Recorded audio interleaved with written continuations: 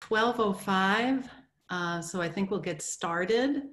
Welcome everybody to our special psychiatry grand rounds, and also happy fall. Can you believe it? So just to go through a couple quick announcements, we are offering continuing education credit, and Keck, Department of Psychiatry, is an approved sponsor of continuing education programming for psychologists. Also, LMFTs, LCSWs, the California BBS recognizes the American Psychological Association as an approval organization. To earn CE credit, most of you are familiar with this now, licensed therapists must be present for the entire length of the program and then complete an evaluation. There'll be a link at the end in the chat box, and also that link will be sent out with a summary and PowerPoint handout from the presentation. Today's grand rounds is worth 1 CE credit. Please complete the evaluation no later than Friday at 5 p.m. because the link becomes inactive at that time. And for CME, if you wish to obtain credit for CME, you must be in attendance for the duration. Only your attendance is required to receive the CME. We would appreciate your feedback in the survey, but that is optional, and also a link will be provided in the chat box at the end. So just a few words in providing some background about our speaker today and how I came to know her. We are all experiencing continued losses through this pandemic, and we are also experiencing gains, besides becoming experts in navigating Zoom and Teams. As I have mentioned in previous grand rounds, I am very grateful for the opportunities, particularly through my experience with the Care for Caregivers program, to develop relationships with people across USC and our health system that I would never otherwise have had a chance to meet. One of those gifts for me is getting to know Dr. Wiewel, who is our speaker today. I met Dr. Wiewel when she volunteered to run emotional support Zoom groups for our Care for Caregivers program, and we began to talk about her work as the director of USC's initiative to eliminate homelessness. The more I heard, the more I thought our department would benefit from hearing her enlighten us. So I invited her. Fortunately, she accepted, and here we are today. I will mention that Dr. Wiewel has also been very generous with her time. She has been offering 2 Zoom drop-in groups a week for the past 5 months, and she continues to provide this volunteer service. So it is with great admiration that I introduce you to Brenda Wiewel, DSW, LCSW, LMFT, the director of USC's initiative to eliminate homelessness. She is passionate about directing USC students and has research capacity to generate and implement effective solutions, believing that housing is a human right and a key element in the fight for social justice. During her doctoral studies in social work, she searched for ways to prevent homelessness, leading to the creation of an innovative program for high-risk adult women of color. Dr. Wiewel is a champion for community engagement and consumer empowerment. She focuses on ways to take trauma along with racial and gender equity into account when planning, designing, and building social programs. She is also very involved in social work education at USC by providing experiential labs for social work master's students to develop a framework for understanding homelessness and effectively serving our homeless neighbors. During the summer, she worked with the social work doctoral students to guide them to design new programs that improve housing chances for Black people by addressing interfering structural factors. I am so enthused to hear your talk today, Dr. Wiewel, and at this point, I will turn the floor over to you.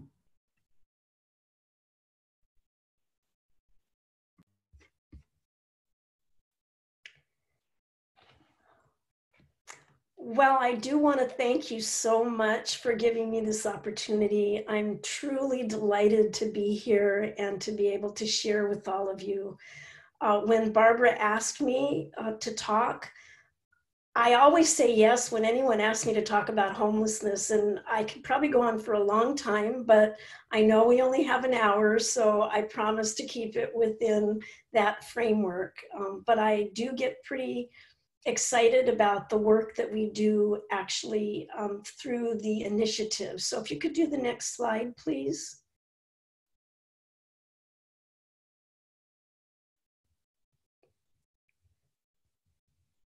So this is just a short description. Not everybody is aware that USC actually has an initiative to eliminate homelessness. And it was actually started by the previous president as there was a lot of focus and activation around trying to make an effort in the community of Los Angeles County to impact homelessness. And we sit right in the middle. There was a need for us to jump in and really see how we could harness our resources, how we can get involved.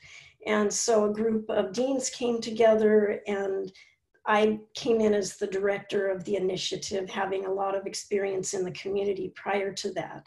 I'm really proud of what we've done in the last 4 years. We've activated a number of centers working on homelessness. A bunch of different students have gotten involved. We have internships, we have volunteer work, we have research opportunities, and our students are learning a tremendous amount. They're going out there, they're taking the jobs, and they're making immediate and important contributions. So again, I'm really proud of the initiative, and I'm glad to let you know that we have one here at USC. So next slide.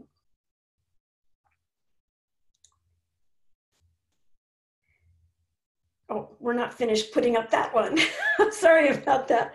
So you can see our vision and our mission. We do have a great website that you're welcome to take a look at that's just packed with a bunch of reports and information in a bunch of ways. So the reason that the topic that we're talking about is important to me is that I have had the privilege to learn about racism. I know there's probably many of you in the audience who, on the other hand, have experienced it your whole life. And for those of us who are learning about racism, I feel like it's kind of a sacred duty and a moral obligation and an ethical obligation for us to understand. And for those of you who have experienced it, to be patient with us and allow us to interact and share and learn together so that we can work on it. So part of what I've done with this presentation is to focus it, to shine it back into the structure of your organization, as well as what it means to be homeless for people who are experiencing homelessness.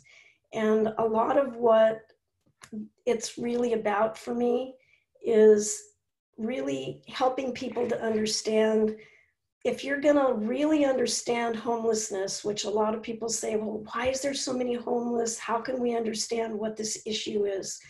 I feel that if you look at homelessness through the lens of structural racism, you're gonna pick up such an important piece of it and it's such a priority to do, that it's where we need to start and focus our energy, prioritize ourselves, and really look at how we can work in that area. So with this talk, I really want to challenge all of you to look at some of the material and what it means for how we as healthcare providers, we as mental health providers, we as homeless service providers are really going to be able to do something that's going to make a difference. Next slide. Can you go ahead and put the rest up? There's a few more pieces. There we go. So just to frame this, I think it's important to remember that we had our highest homeless count in January of 2020 that we'd had in quite a while, with in one night finding 66,436 people. It was a 13% increase. And for context, there's 21,000 available housing units that we have with our shelters, our bridge programs, and our permanent supportive housing units when they do the housing count that they do. Next slide.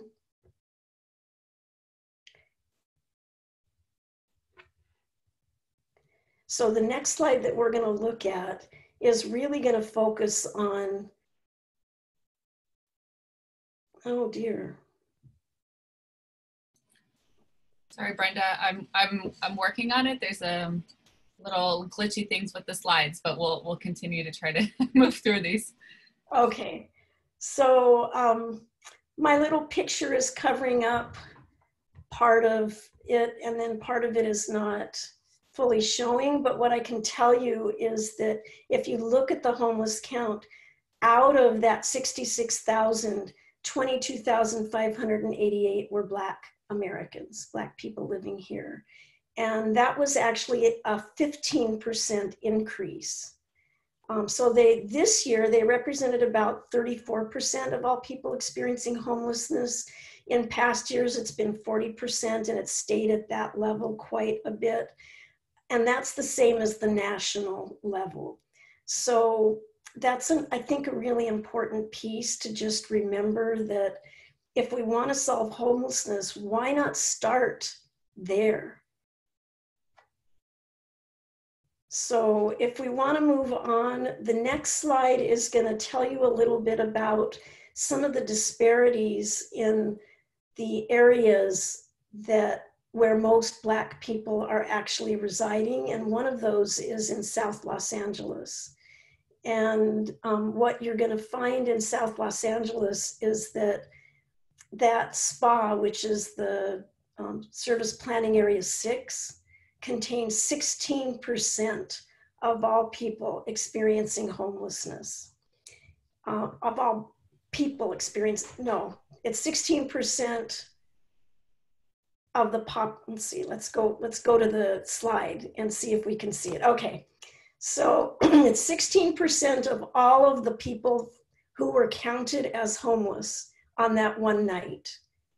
So that one SPA has 16%, which is a pretty high number, but just take into account the resources that they have access to. When the county got involved with COVID and realized that it was necessary to be able to expand resources for people who were unsheltered, and they worked with the state to open up the project room key beds at hotels and motels, SPA 6 got 2% of all the beds in the county. So what you can see is that the incredible disparity between the needs and the resources that are available where the segregated communities are is really something to keep an eye on. Next slide. Okay, so when I was studying, working on my doctorate, I did a lot of research. And one of the things that in pretty much all the research studies and all of the reports, they would always do a racial breakdown. And you'd always see Black people, Black Americans at the top of the list. But nobody ever called it racism. I never saw that. And none of us did either, actually, including myself. We noticed it, we were upset about it, but we didn't really talk about it. So I kind of looked to see where the problem was being really named. Next slide. And what I noticed was that back in 2018, LAHSA, which is the Los Angeles Homeless Services Authority, they operate and administer all of the funding to all of the groups that are providing homeless services, the whole range of them, money coming from the federal government, money coming from the county, such as Measure H and other pots of money. So they realized there was a problem, and actually who realized it, I believe, was Mark Ridley Thomas, and then the supervisor that covers the Service Planning Area 6, and one of the members of the SPA Commission, Jacqueline Wagner, who runs Enterprise Partners, and she had done a project on redlining and began to look at how can we really better understand why we have this persistent disparity. So they put together a commission, an ad hoc committee on Black people experiencing homelessness. They held meetings throughout the year, and at the end of the year, they provided a big report with a bunch of recommendations. And this was their conclusion. Ending homelessness will require a collective commitment to dismantling racism and addressing racial disparities. So that was the first place that I actually saw racism being named in connection with the large numbers of Black people in every study, in every way, for any kind of disparity. Next slide. Then came Black Lives Matter. And now we're in a phase where suddenly it's become socially acceptable to start naming racism. So this year, in May, when LASA put out its report looking at, giving the community an overview of what was actually going on in terms of homelessness, for the very first time out of any of the years that I've seen any of their reports, they identify the effects of systemic racism, and they highlight the alarming result in terms of homelessness. So finally, we're in a position now where it's being named, it's being looked at, and we have the opportunity. I feel like it's a great opportunity to really harness that willingness and look at all of our systems that create, maintain, and sustain the kind of systemic racism where the result is that 1 out of every 4 people who are Black on the streets in Los Angeles County, you got it, in LA County, 1 out of every 4 people are Black. So next slide. So trying to understand this, I've taken a couple of slides from the research done by a colleague through the School of Social Work under the supervision of Dr. Eric Rice. The slides are by Dr. China Hill, who just finished her PhD, and she really studied homelessness and racism. And it's now become part of a new research project that was recently funded where USC and UCLA are really looking deeply into the way that we categorize and prioritize who gets housing. What they did is they did it based on equality, but not equity.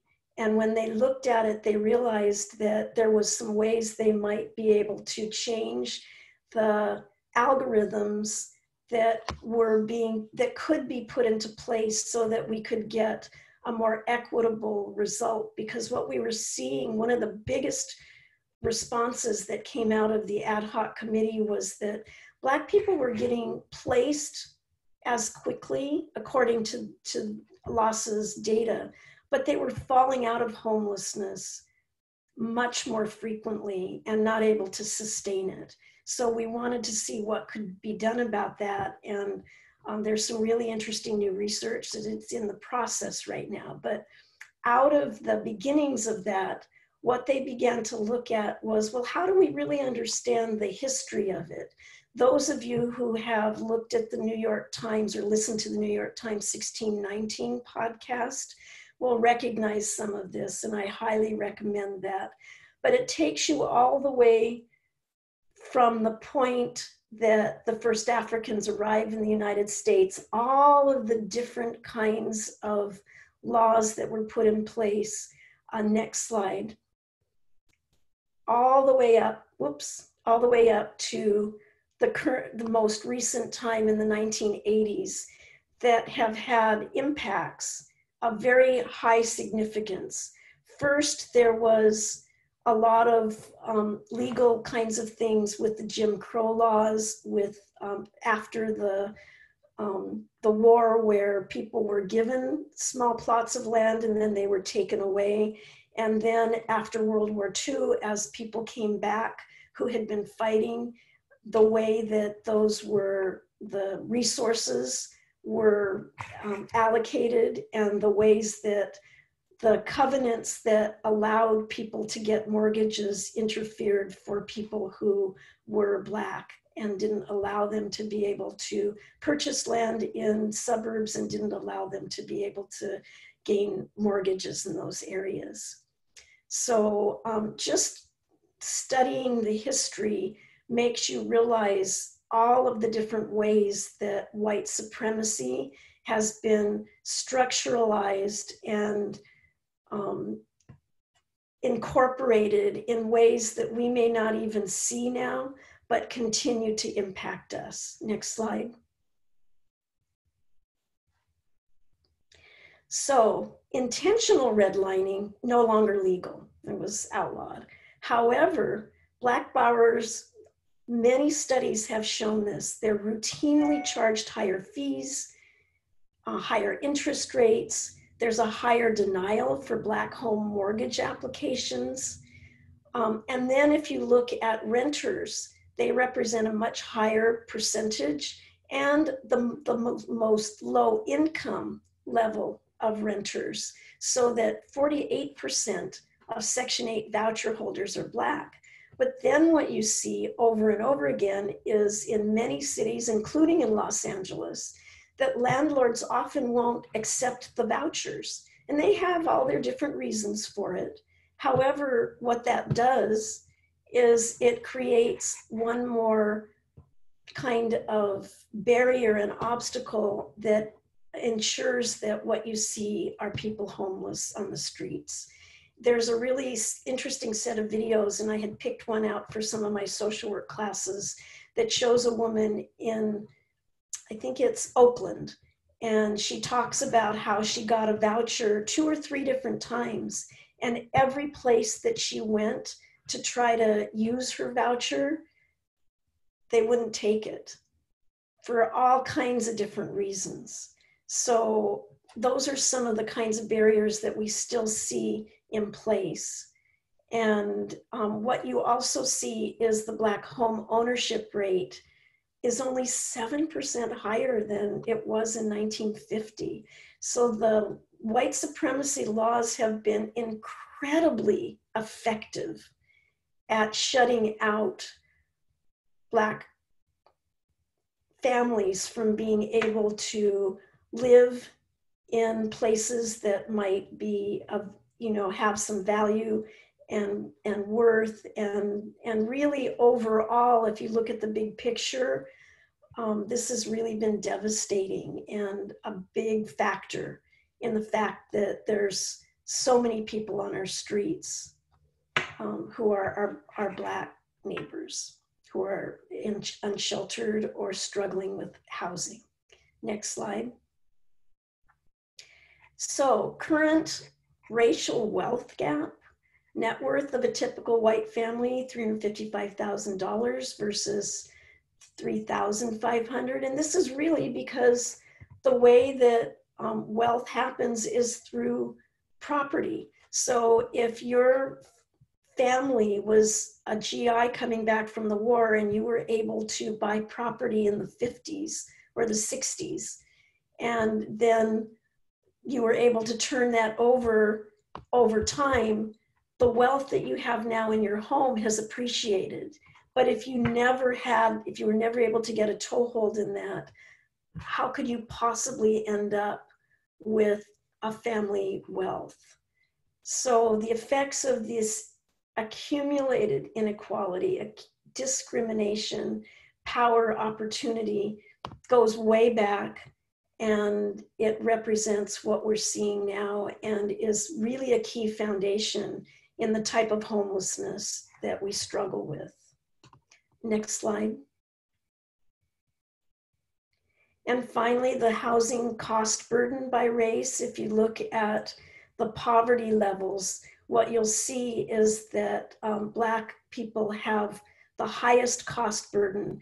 The cost burden is that their rent is greater than 30%. Severely cost burdened is their rent is greater than 50%. So what you see is the level of poverty that is this disparity. And this has been known before. It's just never been called structural racism before. So I appreciate that we now can call it what it is, based on white supremacy. Next slide.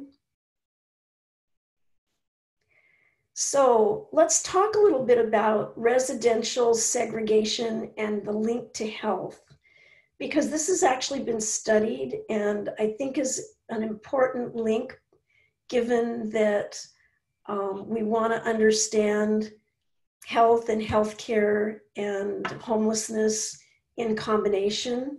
So there's a lot of health associations that have been documented in relation to the kind of residential segregation that we have in Los Angeles and throughout the country. So you can see there's a bunch of them there, but also the big piece of it is reduced access and utilization of local care. There aren't the kinds of clinics that meet people's needs as actively or accessible, and the quality of the resources in terms of what's available and how it's accessed is just not the same. Next slide. So I found this really interesting because I did a little research and I found a report that was put out by the Institute of Medicine in 2002, which focused on substandard care due to racism. So I said I hadn't seen it labeled, and then I found this. So I thought this was really interesting because it was out there, but nobody paid attention. It was clear that systemic and pervasive bias based on race was present and that it was perpetuated by healthcare institutions, including systems that educate and train providers. So this is my slide to say, have we improved since 2002? And what can we do to keep moving the needle forward? Next slide. So in terms of the health disparities, there's been a lot of kinds of news recently about the disparities in terms of COVID for people of color. And I just found this really interesting. The conclusions in terms of the numbers of deaths per whatever that is. What was interesting about that is that identified that Black Americans received less aggressive care and they were also older. So they had more pre-existing conditions. So there's a number of different factors that relate to structural racism that affected these numbers that you see and what the difference is between 70 and 30. Next slide. So now I want to focus a little bit on mental health because that's always been my area and an interest for me. And so I wanted to look a little bit at, first of all, how does racism affect mental health? And so there's just really strong evidence for adverse effects on psychological well-being that has been documented, and including physiological impacts, as noted, the disease biomarkers, allostatic load, inflammatory markers, hormonal dysregulation. All of this has been documented in research. In addition to that, the understanding is that structural racism creates a level of stress that Black Americans are potentially subject to that others are not. And as you can see, and as we know, if there's a positive level of stress, it just gets us up and going. A tolerable level of stress is something that we go through periodically in our lives. But toxic stress is where you get prolonged activation of stress response systems in the absence of protective relationships. And I feel that racism creates a lot of experiences for people, even though they may have some protective relationships, where there's just not enough when you have that prolonged activation with all of the different stressors. So we'll look at that a little bit more. Next slide. So there's quite a bit of research actually on the sources of race-related trauma. And I want to really focus on this because I've studied trauma a lot. I've tried to help develop trauma-informed service systems and teach people about trauma so they're looking at the lens of trauma. And all of that time, I left out race-related trauma. And it was only much more recently, maybe within the last year, I started to write an article on stress and trauma, where I began to look at the research and became much more familiar with the data and realized that when we're talking about trauma, for many of us, we've been leaving this out. And it's interesting because I have some connections with people who are very active EMDR practitioners. And I was talking with one who runs a training program for that. And they've just added this. And think how long Francine Shapiro has been, I mean, I don't know, it's like maybe 20, 25 years at least. And they've just added this. So there are some really interesting studies on this. Just in general, what you can see is there's some intergenerational trauma that's been identified based on parental styles and bonding, based on the kinds of trauma that people have experienced. And there's some interesting data on the epigenetic processes that lead to actual biological reactivity that is transmitted through the genes from parental experiences. So there's also, though, a lot of systemic harm based on the different obstacles and barriers that people face when they face discrimination based on race. And that can happen to anyone. It can happen to professors at USC. It can happen to students at USC, as we've seen in some of the recent information that's come out. So those kinds of systemic harm are important to understand when you're working with somebody. What is the impact of just the generalized marginalization, the violence, the abuse that one may come across either in their community or in their lives that has a link to racism? The daily racism-related micro-stressors and how those can build up, and just the chronic environmental stress of segregated communities that don't have, where the basic needs are not really met. So this also identifies a bunch of more detailed information that you can look at your leisure. But I just feel like race-based trauma has been missing in our conversation to understand trauma and when we're working with our clients and patients. Next slide. So I encourage myself and all of my colleagues to start looking at racism when you're diagnosing. There's been some really interesting studies that have showed some of these types of key factors that might be present in complex PTSD. And I've never considered them in the past. This was new when I started doing my research in the last year.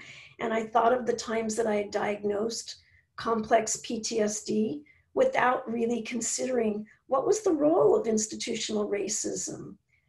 What was the role potentially of implicit biases by doctors, other health professionals, myself, in terms of how that may be impacting the picture, the kinds of anti-Black discrimination that somebody may have experienced, and the home community with potentially high levels of violence. And I say this, it's interesting because in South LA, Supervisor Mark Ridley Thomas identified 2 areas that he looked at the research, and he found that there was a higher level of violence, like murders and like really intense violence in those 2 small neighborhoods than anywhere else throughout the United States. And so what he did is he started to work with the public health department and brought in some programs to try to do trauma healing that was race-based in those areas. And they're still launching. There's some interesting processes going on with that. And if anyone has any questions or wants to know more about that, I'd be happy to share that with you or connect you with the people who are involved. The next slide. So just to frame structural racism, I believe, and I think somebody else might because I found this somewhere, structural racism is a public health crisis. It protects racism. You don't see it. It's a complex interchange and interaction between institutional policies and behavior that ends up with the kinds of consequences and impacts that we can potentially measure, but we don't count it because you can't really see it. Next slide. So how do we address racism in our own systems? We have to be proactive. We have to be intentional. And we have to work toward creation of an anti-racist, anti-discriminatory work environment.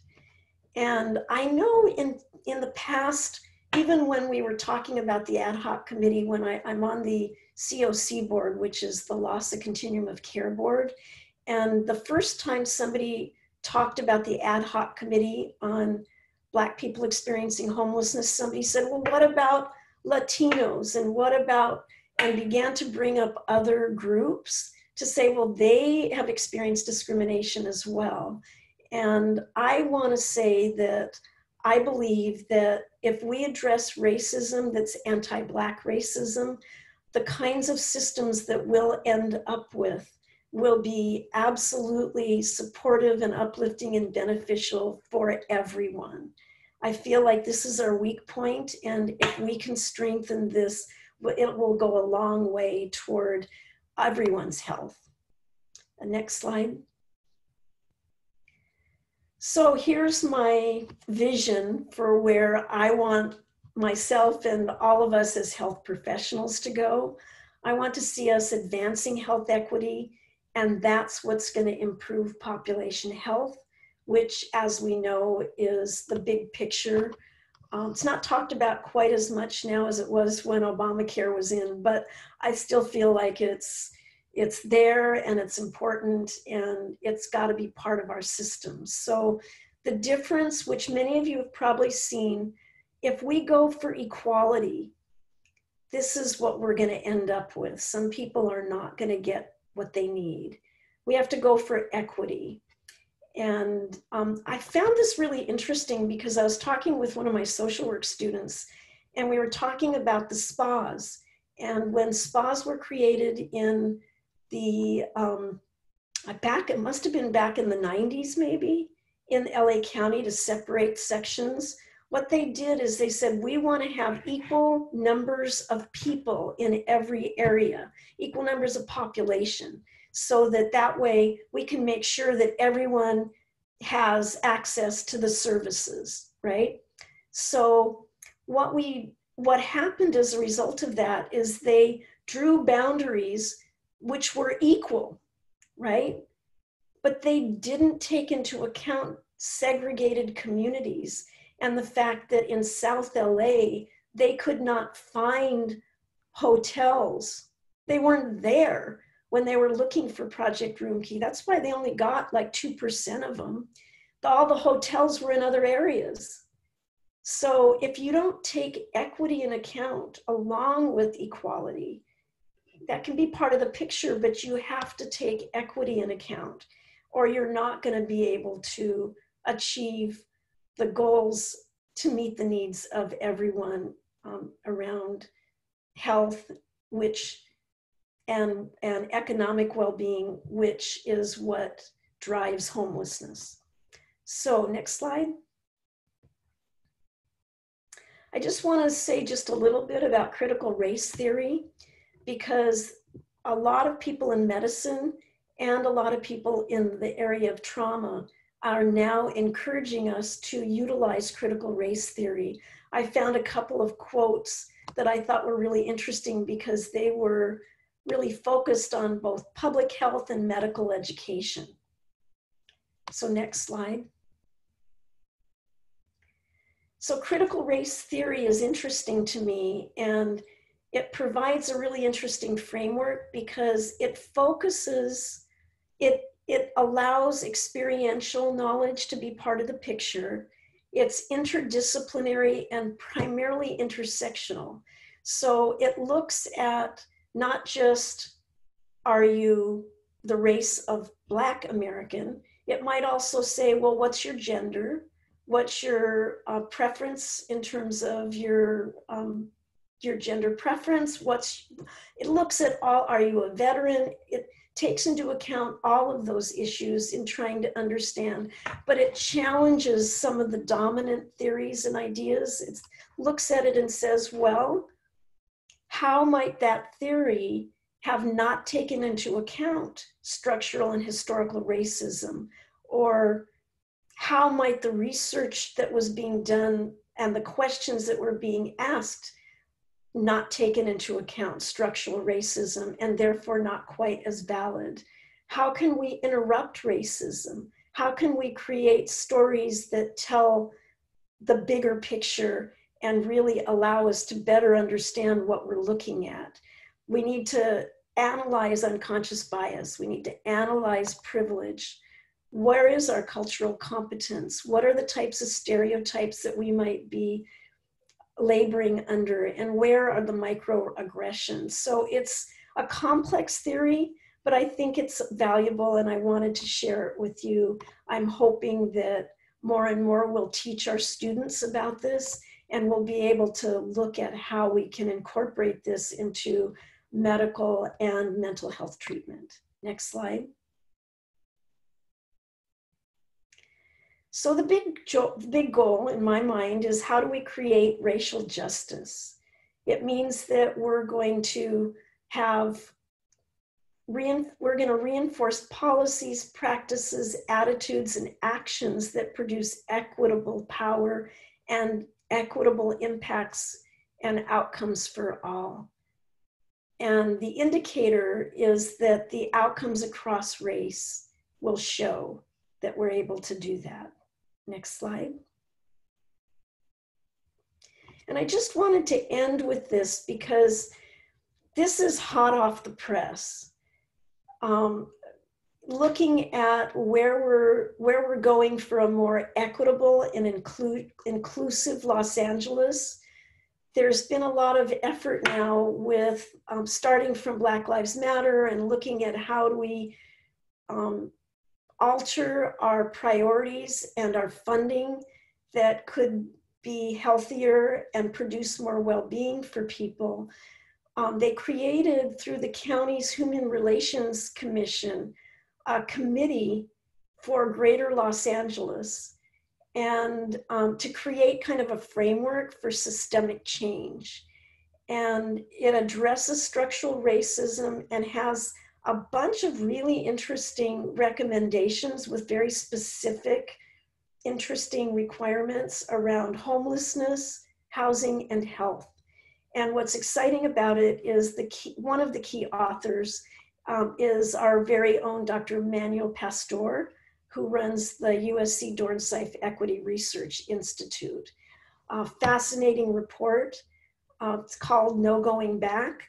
And I hope that in the future we're able to take some of the information I've given you, as well as those kinds of recommendations, and really restructure the ways that we interact and the ways that we frame our institutions so that we can abolish structural racism and end up with a much better health and well-being. And to me, that's really the core and the foundation of ending homelessness.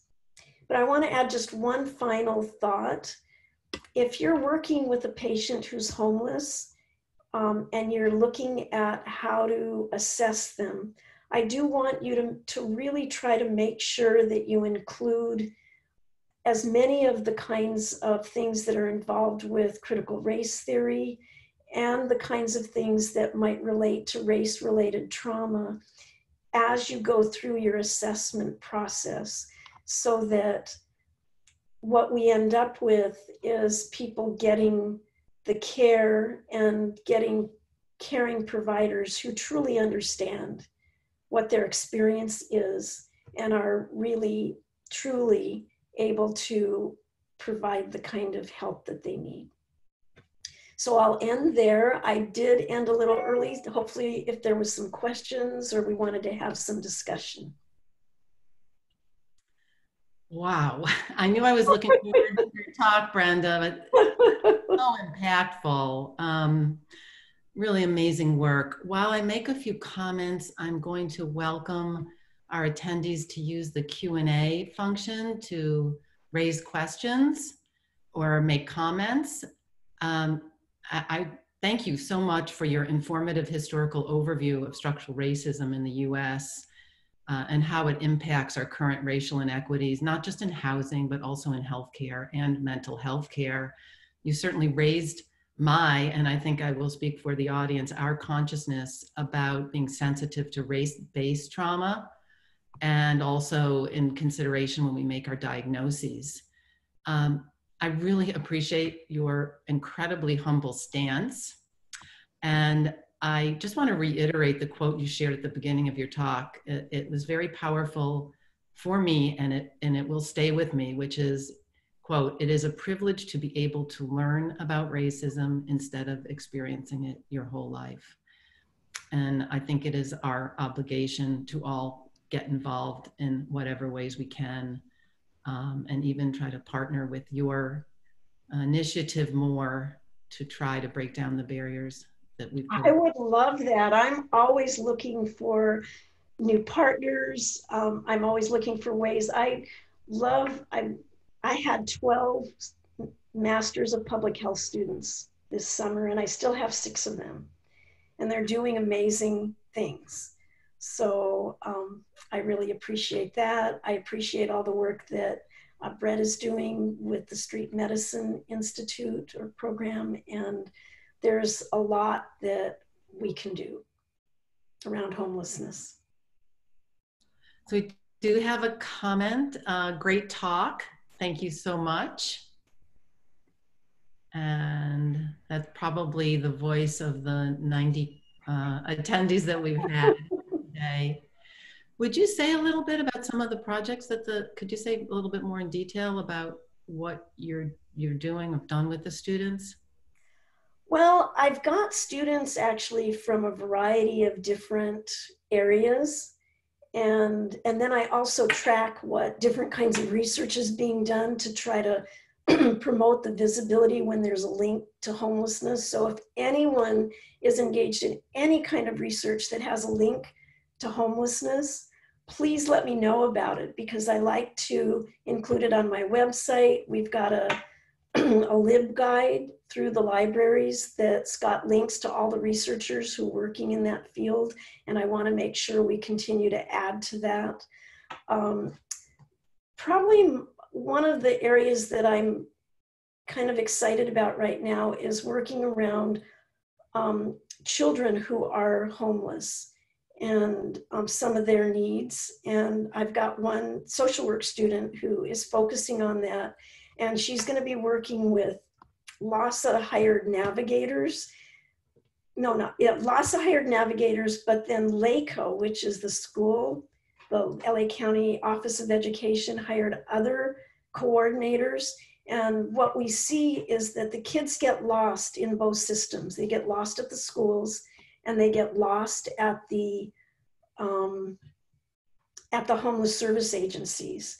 There's different people responsible for different aspects. One's supposed to focus on their education and one's supposed to focus on their housing. And the systems are not talking well. So we're looking at how we can help contribute to that. And so that's an exciting one. Then I have 3 urban planning students who are looking at community land trusts, because in order for us to be able to solve housing, we have to have housing. And part of the reason that even in South LA, they're going to, in the next couple of years, they're going to be building close to 1,500 or maybe even 2,000 units of housing. However, they have 5,000 homeless on the streets right now. So we don't have enough housing for people. And so that's one of the areas I've been trying to work with architecture, urban planning, and policy on. But in terms of health, that's my area of, and mental health. That's an area that's important to me. I've written with a colleague a paper which is listed on my website, and then also under the Homeless Research Policy Institute, which is HPRI, that focuses on trauma and the link between trauma and homelessness. So I could probably go on forever, but I'm going to stop. If you could share that with me. I mean, a large majority of our faculty and certainly our trainees are provide services at LACUSC, and so that's mostly all actually uninsured population for the most part. We have a lot of homeless patients that do present unique challenges. So information that you could point my way, that article, I can include it when we send out the handout and also the CME links. I also see that Gretchen did put information about the surveys in the chat. And so another question just came through in our last couple minutes. What about homelessness in college students? Well, that's a big issue. There are primarily in the community colleges. However, when I first started at USC, we didn't really have any infrastructure at all. And so we did we put a committee together to look at it. And then we did an initial survey, realized that we did have some hungry and homeless college students even at USC. And as a result of that, the Trojan Pantry opened. Some students on their own opened the Trojan Shelter, which is small, but mighty. And then we started trying to build, one of our recommendations was to create like kind of a one-stop place. And so there is now a manager of basic needs at USC trying to kind of coordinate resources for USC students. I'm sending out a newsletter shortly and there's an article in there that's a great article on college homelessness written by a USC student who was one of the founders of the Trojan Shelter. And he got it published. I forget where it was published, but we're going to link it and highlight it in my next newsletter. So I'm happy to send that link as well if you're interested, because I think his article really creates a nice framework of the big picture, but it's something of importance as well. That would be informative. A large majority of our faculty also work at student health, so that would be of particular interest. I just want to also applaud you for the work you're doing with children. My daughter in San Jose is a high school history teacher, and when I was asking her how it's going with the virtual platform and format now, since classes are all remote, one of the major issues she's struggling with, and I hadn't even considered that a lot of her students are homeless. So there is nowhere for them to go to be private, and they don't have access, and Yeah. had not even really given that a lot of thought. So yes, it's truly a pervasive issue across all ages. There was a really interesting article in the New York Times that focused on homeless students, not college students, but homeless students, like you're saying, elementary and high school. And they did a podcast on the daily. They did it as a podcast. I'm also going to be featuring that. It just broke my heart. I couldn't stop crying when I listened to it and read it. But it's important to understand, and we've got to activate to make sure that families and kids have their basic needs met. And we all know it, but we don't seem to be doing enough about it.